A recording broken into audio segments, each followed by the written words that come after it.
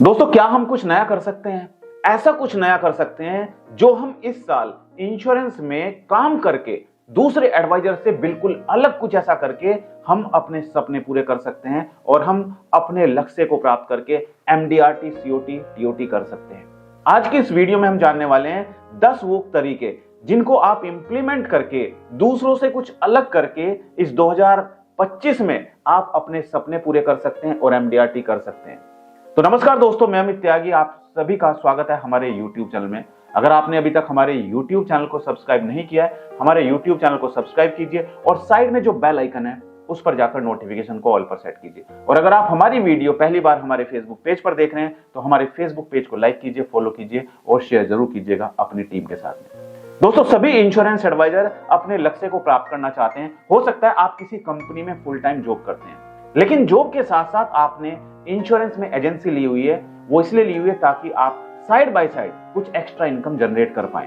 आपके जो खर्चे हैं उन खर्चों को पूरा करने के लिए आप एलआईसी में काम करते हैं और यहां से जो आपको इनकम आती है उस इनकम से आप अपने एक्स्ट्रा खर्चे पूरे करते हैं। तो क्या हम कुछ अलग करके इस साल जो सपने लेकर हम इंश्योरेंस में आए थे उन सपनों को पूरा कर सकते हैं? तो आप बिल्कुल कर सकते हैं।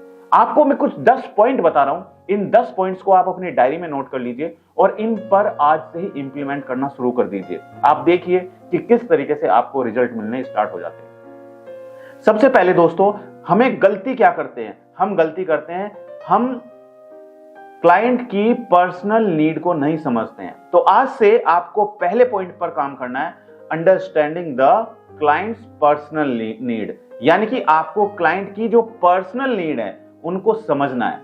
समझिए, जब आप क्लाइंट से मिलने जाएंगे, उसके सामने बैठेंगे, तो हम ये नहीं कि हम सिर्फ अपने प्रोडक्ट के बारे में उसको बताते जा रहे हैं। 4 प्रोडक्ट आपने याद किए हुए हैं, आपने वो प्रोडक्ट के बारे में आपको पता है, कुछ और आपको नहीं पता है, और आप जाते ही क्लाइंट के सामने उन 4 प्रोडक्ट का पिटारा खोल के बैठ जाते हैं और आप एक प्रोडक्ट, दूसरा प्रोडक्ट, तीसरा प्रोडक्ट और चौथा प्रोडक्ट, ये प्रोडक्ट के बारे में आप बात करते रहते हैं। ऐसा नहीं करना है। पहले आपको क्लाइंट की पर्सनल नीड को समझना है कि उसकी पर्सनल नीड क्या है, वो क्या चाहता है। वो जो चाहता है उसको वही दो। यानी कि अगर आप उसको वही चीज दोगे जो वो चाहता है तो वो आराम से आपकी बात को सुनेगा, आपसे सवाल भी करेगा, आपकी बात को सुनेगा और उसका इंटरेस्ट भी होगा।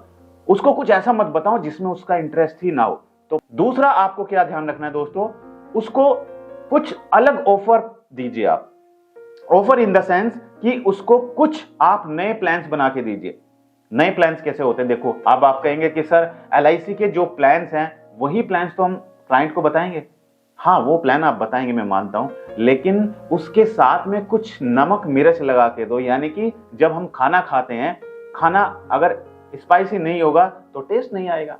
मूवी आप देखते हो, मूवी में कुछ तड़का लगाया जाता है, राइट? झूठा तड़का नहीं, रियल में जो उसको मिलेगा वही चीज उसको बताओ। यानी कि आपने उसकी नीड को समझा, उसकी नीड क्या है। उसकी नीड को समझने के बाद आपने उसमें कुछ एडिशनल एड ऑन कर दिया।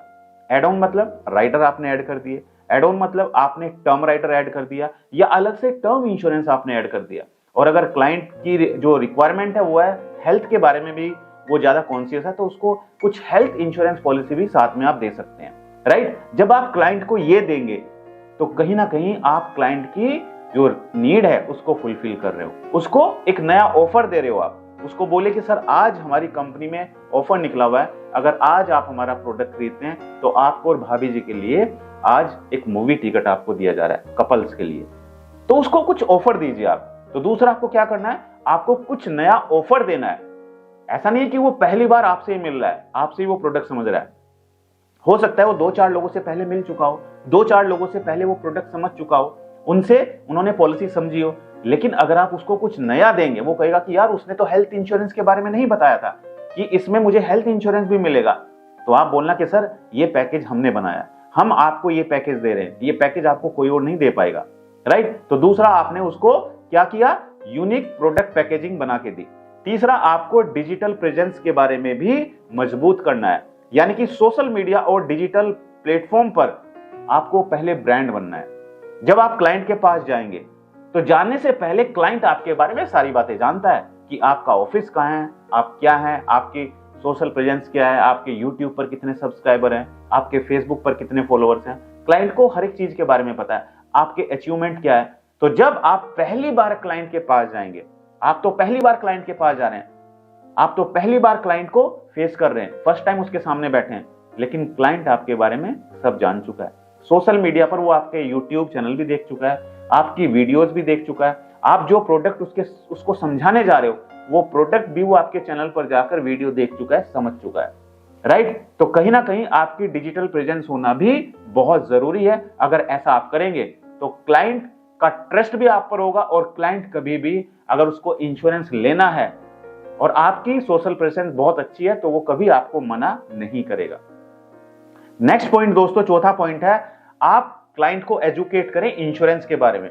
क्लाइंट को बताएं कि सर देखिए, हम इन्वेस्टमेंट के बारे में तो सब सोचते हैं, हम अपनी गाड़ी का इंश्योरेंस तो कराते हैं, हम अपने टू व्हीलर का इंश्योरेंस तो कराते हैं, लेकिन क्यों कराते हैं? वो इसलिए कराते हैं ताकि हम कल अगर कोई ऐसी घटना हो जाए तो हमें गाड़ी एक्सीडेंट होने के बाद हमें पैसा ना पे करना पड़े, सारा कैशलेस हो जाए।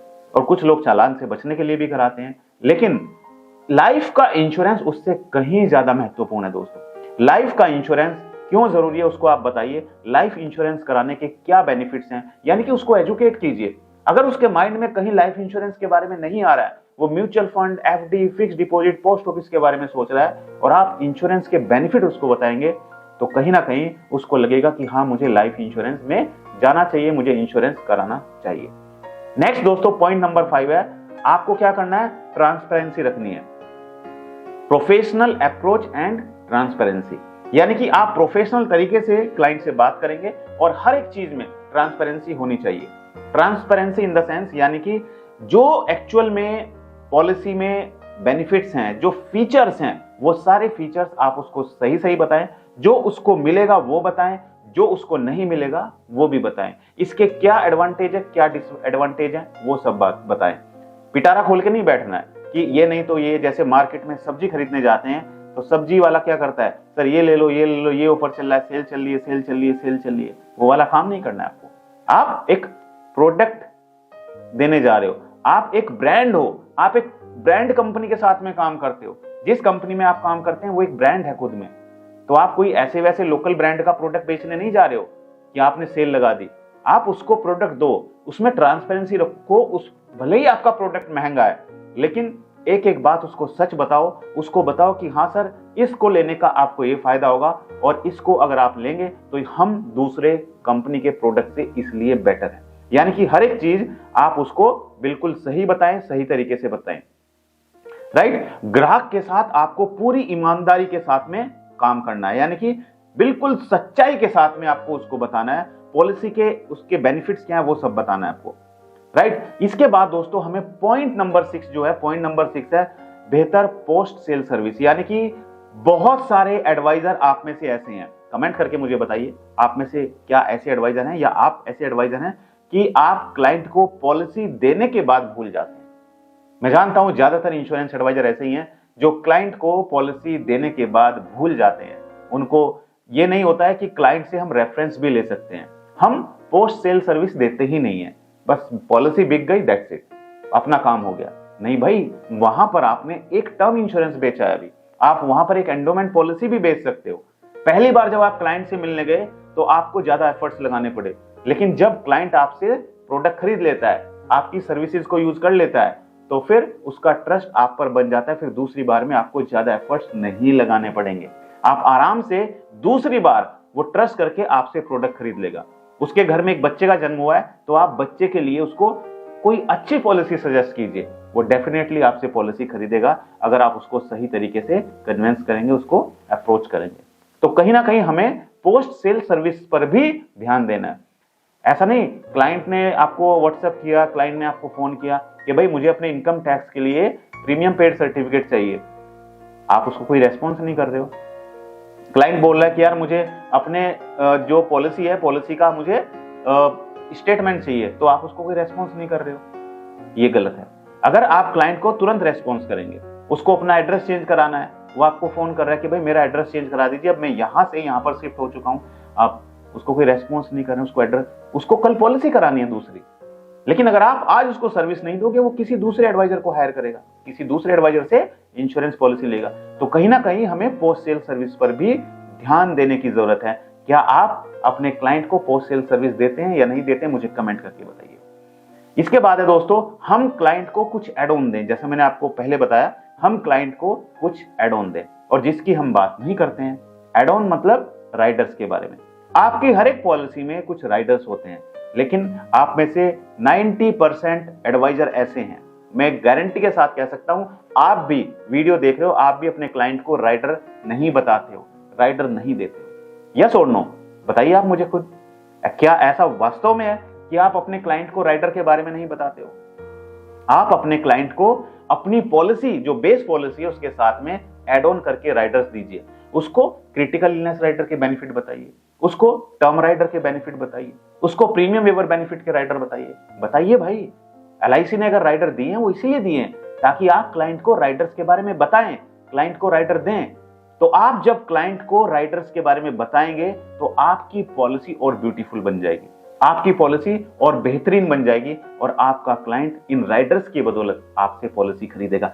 शायद ये भी एक कारण है कि प्राइवेट इंश्योरेंस कंपनी का जो इंश्योरेंस एडवाइजर है, जब वो अपने सेल्स मैनेजर के साथ में क्लाइंट के पास जाता है तो वो राइडर्स को बहुत ही बेहतरीन तरीके से समझा देता है। लेकिन इंश्योरेंस एडवाइजर जो एलआईसी में काम करते हैं, वो अकेले जाते हैं और वो अपने क्लाइंट को राइडर के बारे में नहीं बताते। ये भी एक कारण है कि आपका जो क्लोजिंग रेशो है वो कम है प्राइवेट इंश्योरेंस कंपनी के एडवाइजर से। आपको माननी पड़ेगी ये बात। इसके बाद दोस्तों, आपको नेक्स्ट पॉइंट पर काम करना है। आपको क्या करना है? रेफरल्स लेने हैं अपने क्लाइंट से। अगर आपको वास्तव में इंश्योरेंस में कामयाब होना है तो आपको कहीं ना कहीं आज से ही जितने भी आपके क्लाइंट्स हैं उनका फोन भी पिक करना है, उनसे जाके मिलना भी है, और मिलने का बहाना ढूंढना है। आप उनको बोले कि सर मैं आपका प्रीमियम पेड स्टेटमेंट लेके आ रहा हूं, किस टाइम आप घर पे मिलेंगे? आप जाइए उनके पास, उनसे मिलिए। अरे नए क्लाइंट को ढूंढने में आप महीना लगा देते हो, आपको एक महीने में मीटिंग नहीं मिलती है, पूरे महीने खाली निकाल देते हो आप जाइए अपने क्लाइंट्स के पास, उनके पास जाइए, उनसे मिलिए, उनको बोलिए कि सर मैं आपको प्रीमियम पेड सर्टिफिकेट देने आ रहा हूं, आपको टैक्स सेविंग के लिए चाहिए होगा, आप बताइए आप कब मिल पाएंगे। आप उसके पास जाएंगे, उसको प्रीमियम पेड सर्टिफिकेट देंगे, साथ साथ उससे नए प्लान के बारे में भी बात कीजिए, नए प्रोडक्ट के बारे में भी बात कीजिए, और उससे पूछे कि सर मुझे 5 ऐसे रेफरेंस आपकी तरफ से चाहिए। सर अगर आपको अच्छा लगा, मैंने आपको सर्विसेज अच्छी दी, तो आप मुझे 5 ऐसे रेफरेंस दीजिए जिनको मैं इंश्योरेंस के बारे में बताऊं, क्योंकि सर इंश्योरेंस आज की डेट में हर किसी का होना बहुत जरूरी है। तो आप उनसे लीजिए रेफरेंस, वो आपको रेफरेंस देंगे। तो हम ये गलती करते हैं, अभी तक आप में से लगभग 80% से ज्यादा इंश्योरेंस एडवाइजर जो रेफरेंस लेते ही नहीं है, बोलते ही नहीं है क्लाइंट को। अरे हर एक क्लाइंट के मोबाइल में कम से कम 400-500 नंबर होते हैं। क्या वो 400-500 नंबर में से आपको 5 नंबर नहीं दे सकता है? वो दे सकता है। और अगर वो किसी एमएनसी कंपनी में काम करता है तो आप उसको बोलिए कि सर आपकी कंपनी के 5 ऐसे लोगों के आप मुझे नाम दे दीजिए जो वेल क्वालिफाइड तो सभी हैं, जो अच्छे तरीके से आपकी बात सुनते हैं और वो इंश्योरेंस करा पाए। तो आप उनसे लीजिए 5 लोगों के नंबर, उनको बोले कि सर मैं आपके रेफरेंस से बात करूंगा कि मैंने आपको पॉलिसी दी थी, आप सेटिस्फाई हैं मेरी पॉलिसी से, तो मैं आपके नाम से उनको अप्रोच करूंगा। तो आप उनसे अगर रेफरेंस लेंगे तो वहां से आपको बेनिफिट मिल सकता है, राइट। इसके साथ साथ दोस्तों हमें क्या करना है? हमें अपने यूएसपी यानी कि यूनिक सेलिंग पॉइंट, क्या आपको पता है यूएसपी क्या होता है? हाईलाइट कीजिए। आपके प्रोडक्ट की कुछ ना कुछ यूएसपी होती है, आप अपने क्लाइंट को यूएसपी जरूर बताएं। ये कौन सा पॉइंट है? Point number 8। अपने क्लाइंट को यूएसपी बताएं, यूनिक सेलिंग पॉइंट बताएं कि आप दूसरे एडवाइजर से क्यों अलग हैं। एडवाइजर की कमी नहीं है, हर घर छोड़ के एक एडवाइजर है, हर जगह एडवाइजर है, लेकिन आप अपने क्लाइंट को बताइए कि सर मैं दूसरे एडवाइजर से इसलिए बेहतर हूं क्योंकि मेरे यूट्यूब पर 10,000 सब्सक्राइबर हैं, क्योंकि सर मेरे फेसबुक पर 20,000 फॉलोअर्स हैं। आप देखिए, आप मेरी रेटिंग देखिए, आप मेरे कमेंट्स पढ़िए, रिव्यू देखिए, और सर आपको अच्छा लगे तब आप मुझसे प्रोडक्ट खरीद सकते हैं। बाकी दूसरे एडवाइजर आपको मिलेंगे बहुत, लेकिन 1 महीने के बाद, 2 महीने के बाद उनका नंबर बंद हो जाएगा, वो आपको कोई सर्विसेज नहीं देगी, क्योंकि वो पार्ट टाइम है। और सर मैं फुल टाइम काम करता हूं, मैं फुल टाइम कंपनी के साथ में काम करता हूं, और मैं आपके साथ लॉन्ग टर्म तक जुड़ा रहूंगा। आपको कोई भी सर्विसेज चाहिए, आप हमारे कॉन्टैक्ट नंबर पर फोन करिए, आप हमें मेल कीजिए, तुरंत आपका जो भी सर्विसेज है आपको मिलेगी। राइट। तो आपको ये सब ध्यान रखना है। आपको पॉइंट नंबर 9 है दोस्तों, focus on building customers relationship. आपको कस्टमर के साथ में जो रिलेशन है वो बिल्डअप करने हैं। कस्टमर के साथ में आप इमोशनली अटैच हो, आप उसके बच्चों के साथ में अटैच हो। उसके साथ अगर आप मिलने जाएंगे क्लाइंट से, उसके घर में छोटा बच्चा है, अगर उसका बर्थडे है उस दिन तो कुछ गिफ्ट लेके चले जाइए। अगर बर्थडे भी नहीं है तो वैसे ही बच्चे के लिए कुछ ना कुछ आप चॉकलेट वगैरह लेके जा सकते हैं, या कोई छोटा मोट टॉयज लेके जा सकते हैं आप, राइट। तो कहीं ना कहीं आपका जो रिलेशन है वो बिल्डअप होगा उसके साथ में, कहीं ना कहीं आपके रिलेशन अच्छे होंगे कस्टमर के साथ में। तो यहां से क्या होता है, ये एक भावनात्मक रिलेशनशिप होती है। अगर आप इस तरीके से इमोशनली लोगों के साथ जुड़ेंगे, भावनात्मक तरीके से लोगों के साथ जुड़ेंगे, उनकी सालगिरह पर उनको आप क्या करेंगे, गिफ्ट करेंगे कुछ, या फिर उनको विश करेंगे, उनके जन्मदिन पर उनको शुभकामनाएं देंगे, तो वो क्या करेंगे, वो कहीं ना कहीं इमोशनली आपसे अटैच हो जाएंगे। तो ये 10 पॉइंट मैंने दोस्तों आपको बताए। अगर आप इस साल वाकई में इंश्योरेंस में पैसा भी कमाना चाहते हैं, इंश्योरेंस में अपने सपने भी पूरा करना चाहते हैं, अपना करियर भी बनाना चाहते हैं, तो आप इन 10 पॉइंट पर ध्यान कीजिए और फिर देखिए आपकी लाइफ में बदलाव आज से ही आना स्टार्ट हो जाएगा। तो अगर आपको मेरा वीडियो अच्छा लगा तो वीडियो को लाइक और शेयर जरूर कीजिएगा, और अगर आपने अभी तक हमारे YouTube चैनल को सब्सक्राइब नहीं किया है, हमारे YouTube चैनल को सब्सक्राइब जरूर कीजिएगा। और भूलिएगा नहीं, हर एक संडे रात ठीक 9 बजे मैं लाइव आता हूं आप लोगों के लिए, तो आप मुझसे लाइव में रात 9 बजे जुड़ सकते हैं और अपने सवाल मुझसे लाइव में पूछ सकते हैं। मेरी शुभकामनाएं आप सभी के साथ हैं। Thank you so much, all the best.